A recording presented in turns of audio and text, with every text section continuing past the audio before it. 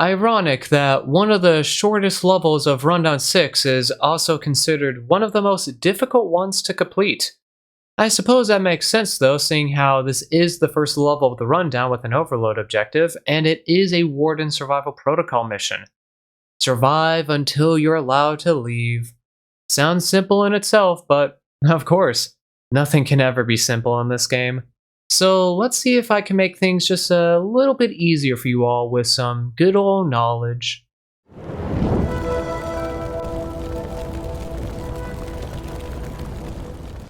Starting off as always, let's go over your loadout.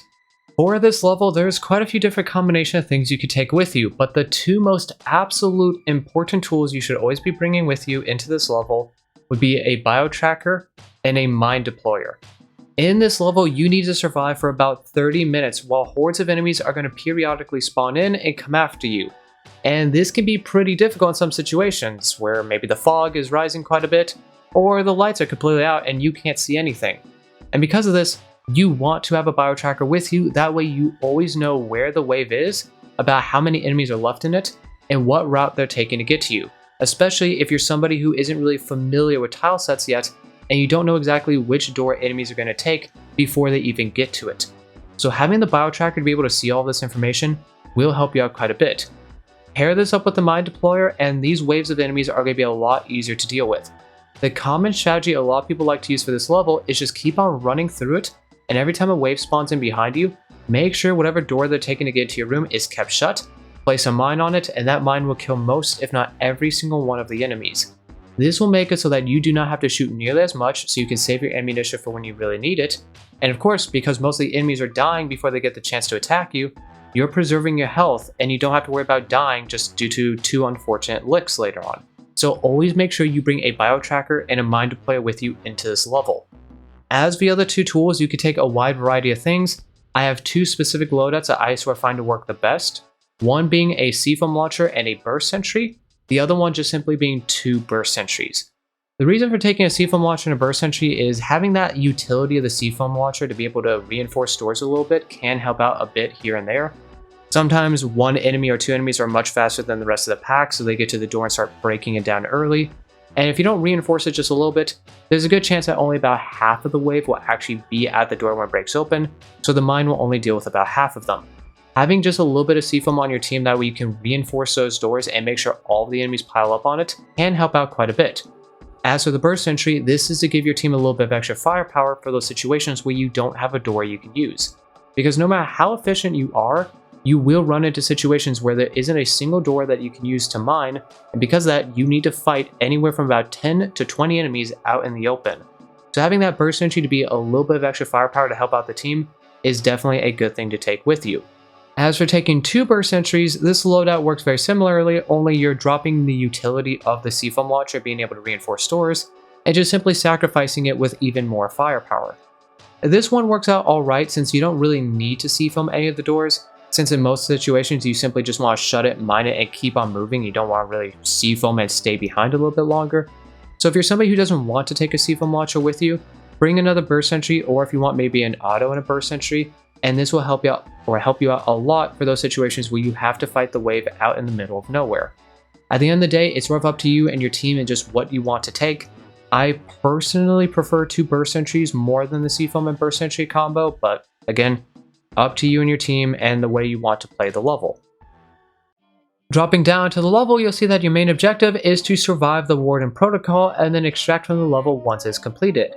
But before we start talking about every single zone one by one, I have a few general tips that will benefit you throughout the entire level that I want to go over. The first one being, look for resources, don't scavenge for resources. What I mean by this is if you're going through a zone and you see a box or a locker that's right along the beam path or at least pretty close to it, open it up. As long as you don't have a wave behind you, there's no reason to not open it and see what resources are inside. You want to get as many as you can to increase your chances of survival, but you don't want to waste time looking for them. If you go through a zone and you find maybe the ammo pack, the med pack, and then the bulkhead key you need to progress, start heading back and make your way to the next zone. Don't stay in there for an extra minute or two trying to find a locker that has a 2-use tool refill when you can just simply grab that tool refill in the next zone. you want to move as quickly as you can, and there are some zones in this level that have far more resources than any other one, and usually these zones have all the boxes and lockers pretty close to each other. So it's really easy to go in, get what you need, get those resources, and get out. So don't waste time looking for a box and locker that might be hidden away in a corner that you will never ever see unless you spend 4 or 5 minutes looking for it. The second tip is lock melters are going to be your best friend.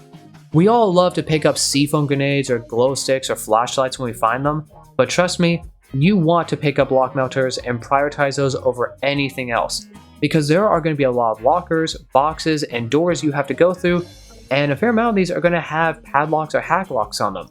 And while you can break the padlocks off pretty quickly, hack locks are going to take a few seconds to deal with. And that's a bit of an issue because maybe it's only a few seconds, but think of how many hack locks you might have to open throughout the entire level. 10, 20, 30, maybe even 40? Imagine how much time you can save by just simply zapping those off with lock melters instead of having to manually take care of every single one. You could potentially save minutes off of your run, which is actually pretty important in this level. So if you see lock melters, pick those up, sacrifice those glow sticks, sacrifice the long range flashlight. They'll forgive you, they understand that's for a greater purpose. So pick those up and keep on moving, and you don't have to worry about those hack locks whatsoever. The third tip is time is of the essence. Now this really only applies to prisoner efficiency runs, as main objective runs you have a lot more time on your hands since you're not really touching almost half of the level. But if you're going for prisoner efficiency, every single second counts.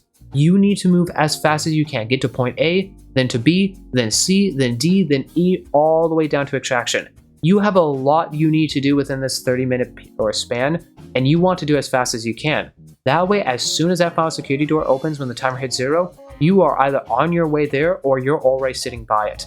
Some of my fastest, most efficient runs in this level, I get there and there's only about a minute or 2 left.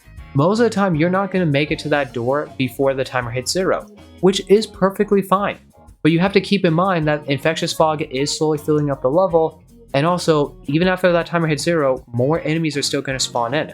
So the faster you complete every single one of the objectives and get to that door and get out of the level, the better, because that's the fewer resources that you are spending on trying to survive. And then finally, my fourth tip is just pay close attention to the background footage that you see in this video and watch which routes I take. A big part of this level is just simply knowing which route you need to take to get from point A to point B, because this level is a little bit like a maze. Sometimes it's fairly linear, while other times there are so many different rooms and doors you can go through, and it's sort of easy to get lost and not know where you're going. So pay close attention to the footage. Watch which routes I take. I don't always take the absolute most efficient route in this video that I'm showing you. It's not necessarily a speed run or anything like that, but these are pretty good routes, and in this run, I got to the final security door with about 2 minutes to spare if I remember correctly. So if you follow a similar route that I do and you're sticking on pace with me and my team, you should have no issues completing everything you need to and getting out of the level right when that timer hits 0. So pay very close attention to not only my words, but also the background footage. And now that you have those tips in mind, let's now finally start actually talking about every single zone one by one and everything you need to do to complete this level.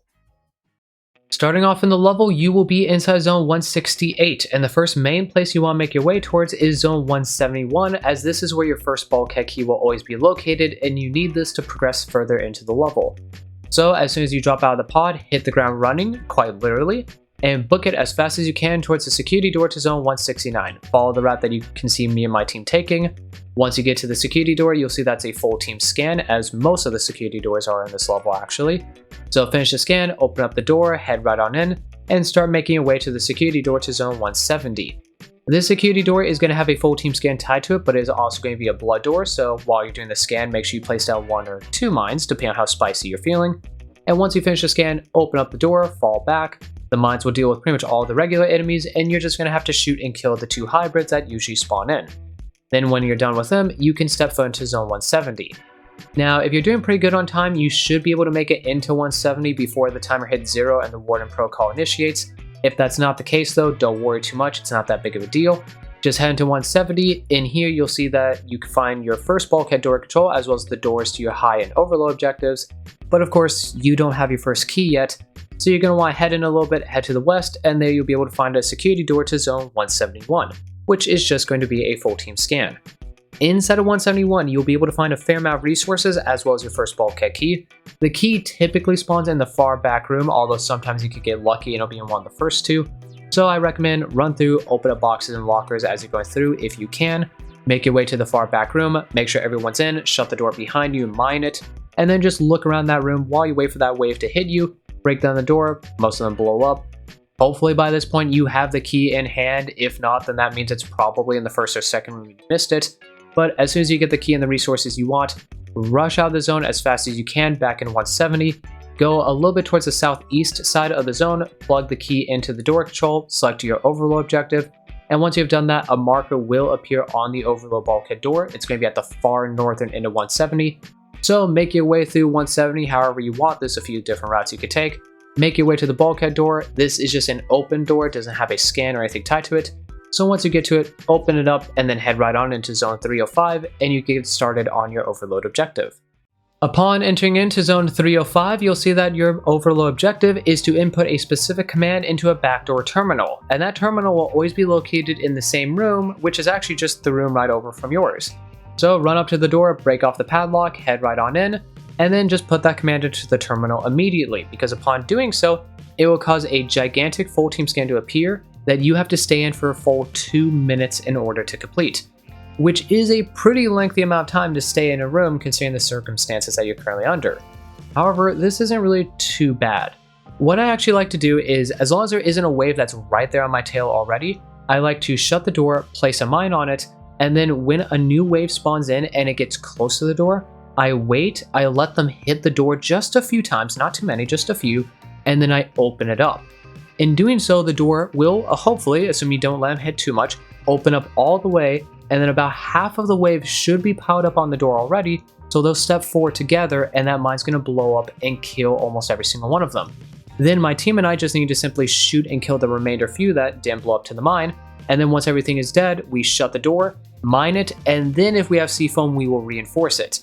This is unfortunately a trick you cannot just simply redo over and over again because opening and closing a door doesn't refresh its HP value. So you can't do this trick twice in a row unless you have C-foam, in which case it's better to just C-foam the door so everything piles up on it naturally. You can also place down your sentries facing out towards enemies if you want to. But once the scan finishes, two things are going to happen. The first one is going to be that the security door to zone 306 is going to unlock, which is pretty good, because this is where you need to go to get your second bulkhead key.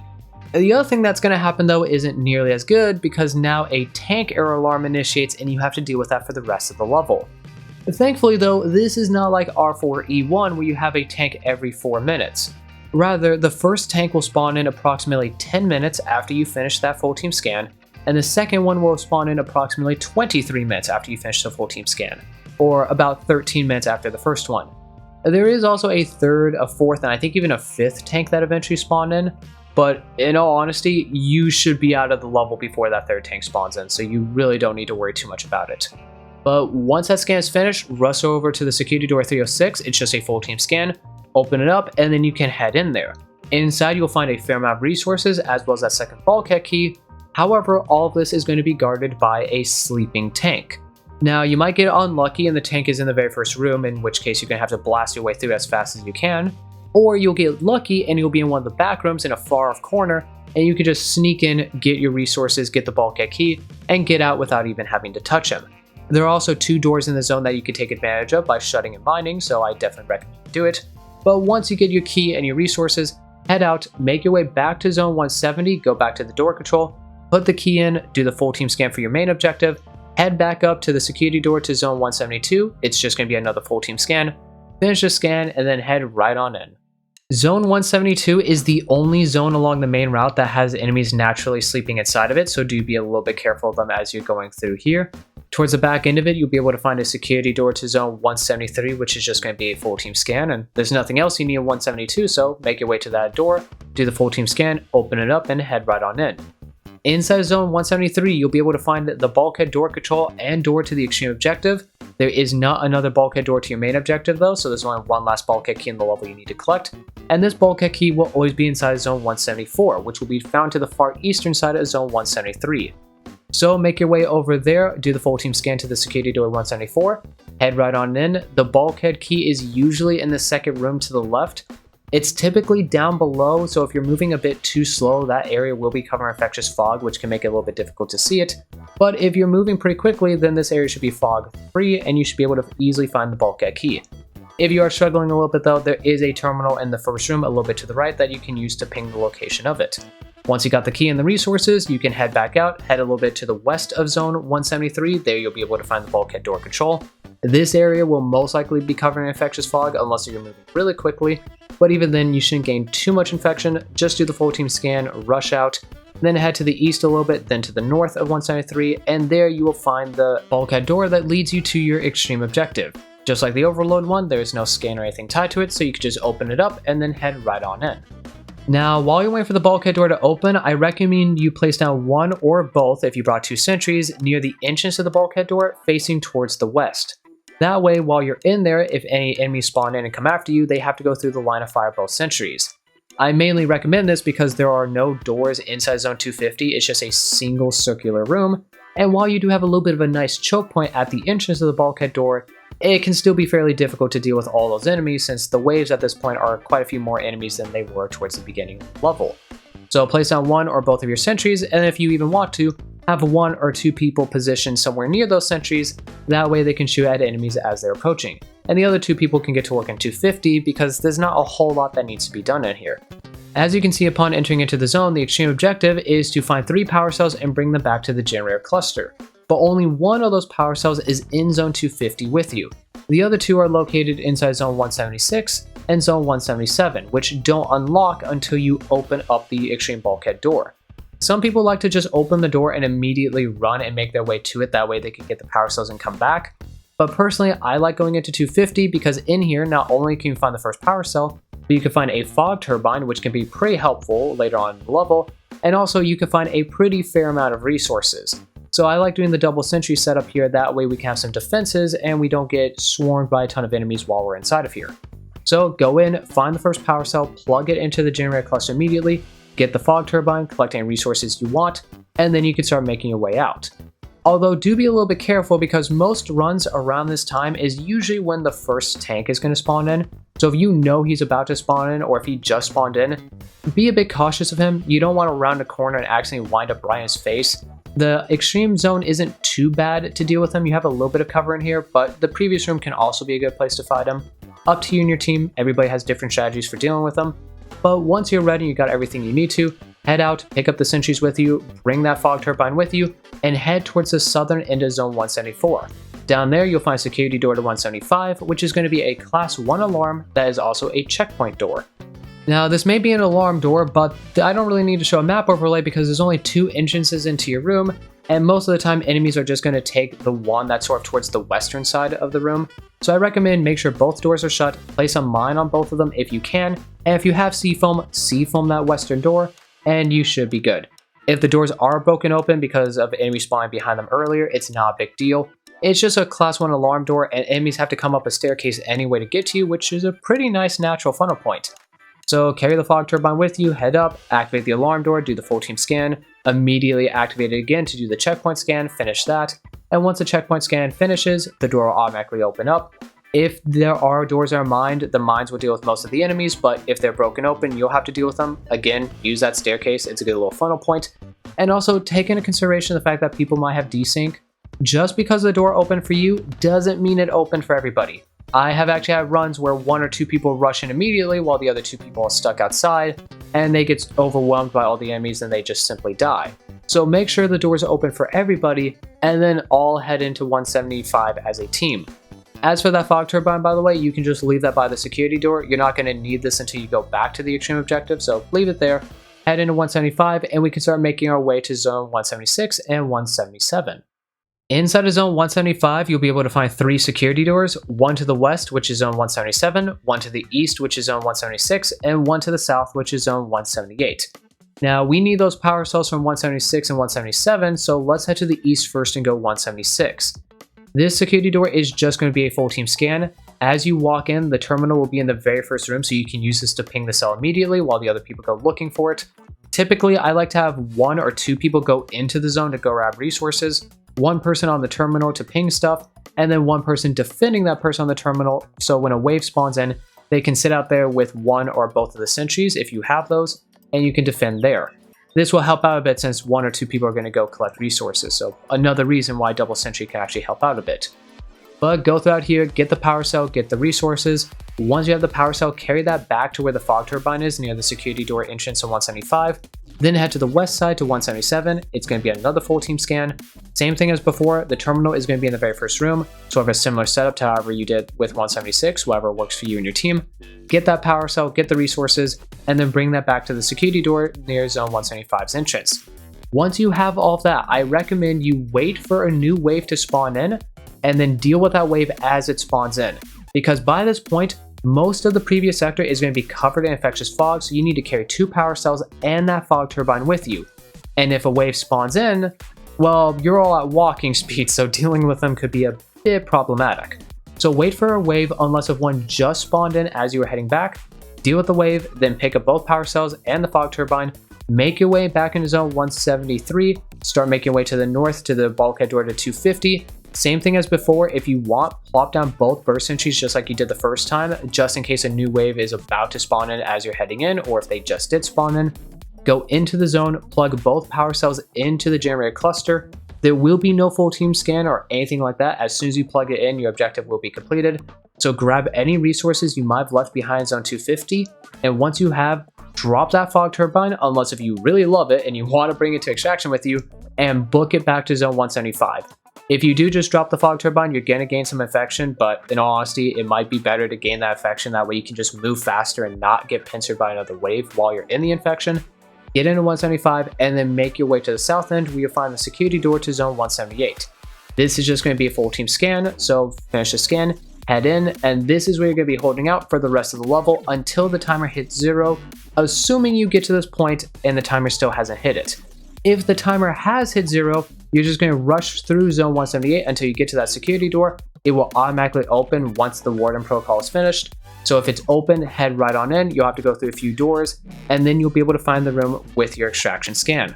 This is a, quote, silent extraction scan, as stepping into it doesn't spawn in any new enemies, but of course, there still will be some enemies that will be spawning in, and I believe typically a fair amount of hybrids actually spawn in shortly after the timer hits 0, so do be careful of them, because the extraction scan is covered in infectious fog. So if you don't bring the fog turbine with you, you're going to be sitting in infection, which can make it hard to see. Thankfully, you do have 2 doors from the previous rooms that you can shut, mine, and seafoam if you want to. You can even have 1 or 2 people stay outside above the infectious fog to defend with the sentries just in case. It's up to you. There's many different ways to handle this. 4 people on the scan does make it go by faster, but sometimes it's best to have 1 or 2 people defend, especially if you're actually so incredibly quickly that around this point the second tank finally spawns in, and then you have an issue of it rushing in. I've actually had a few runs where I have to stay out by myself to just solo aggro hold the tank. That way it doesn't rush the people on the extraction scan because there's no cover in there. But there's many different things that could happen depending on you and your team, how fast you're working, so adapt on the fly, figure out what works best for you. But no matter what you do or what solution you come up with, once you get that scan up to 100%, you are done and you have beaten R6C3. And that's all there really is to it. Just like always, if you have any tips or tricks for this level that you want to share, any questions for me, or you just have something in general that you want to say, leave it down in the comments. If you enjoyed this video and found it useful, then consider hitting that like button. It helps out the channel and it helps these videos get noticed by people who really need them. And while you're down there, you might as well hit that subscribe button and ring that bell to get notified whenever I post a new video. I do create other videos besides level guides that you might find a bit more entertaining. I also have my own Discord server, so if you want to go the extra mile and become part of the community I'm building, hop right on in. Link is down in the description.